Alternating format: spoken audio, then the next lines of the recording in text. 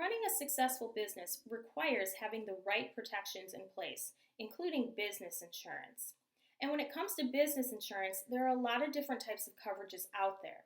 But one coverage that most business owners need is what's called business interruption insurance. This insurance will cover certain losses where your business is unable to operate for reasons outside of its control.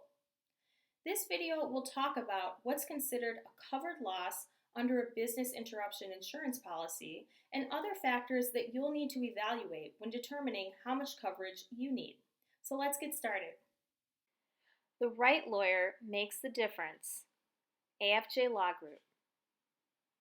I'm attorney Alexis Johnson of AFJ Law Group, a business litigation firm specializing in business, real estate transactions, and estate planning.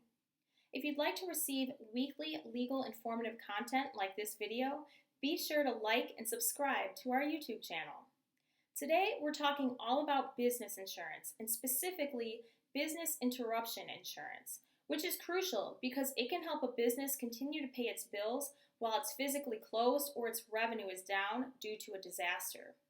But it's important to understand what's considered a covered loss under a business interruption insurance policy and what isn't. Specifically, what about COVID? So let's dive a little deep into those factors and other factors that you'll need to evaluate when determining if you need the coverage and how much. A business owner's insurance policy usually bundles business interruption insurance with other coverages such as commercial property insurance, general liability insurance, or data breach insurance.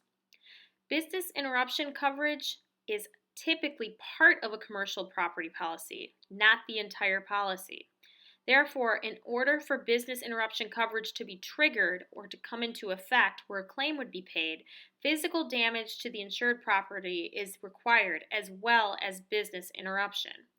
So under a standard business interruption policy, a covered loss is typically shown through physical damage to the insured property caused by a covered peril, resulting in quantifiable business interruption loss during the period of time that it takes to restore the damaged property. Understanding what's considered a covered loss under a business interruption insurance policy is key. If a covered loss forces your business to shut down, your interruption insurance can help cover operating expenses, such as revenue you'd normally make if your business was open, mortgage, rent, and lease payments for the space your business operates from, loan payments that you need to make during that time, taxes that are either paid monthly or quarterly, payroll costs for your employees, and certain extra expenses such as relocation if you have to move to a new or temporary location due to physical damage, or if you need to rent another space temporarily after a covered loss. Equally as important as knowing what a covered loss is understanding what it isn't, or exclusions under a business interruption insurance policy. Exclusions include things like broken items resulting from a covered event or loss, flood or earthquake damage, which you'll need a separate policy for, undocumented income that's not listed on your business's financial records, utilities for the reason that they're usually turned off when your business closes due to damage, and finally, communicable diseases that cause a shutdown in your operation. Which leads to the obvious question, what about COVID, and will this insurance cover losses from it? Well, in Michigan, it doesn't seem to. Though the pandemic orders have been lifted in large part across the state, the insurance industry has made a strong stance that business interruption insurance policies were not designed to provide coverage against these types of communicable diseases. Lawsuits filed across the country have largely been dismissed in favor of insurance companies.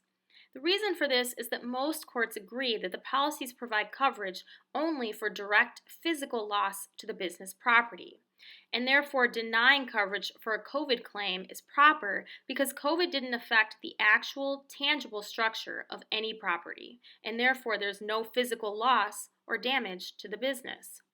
But even the fact that COVID may not be considered a covered loss, it still would be valuable for you to consider having a business interruption insurance policy for your business.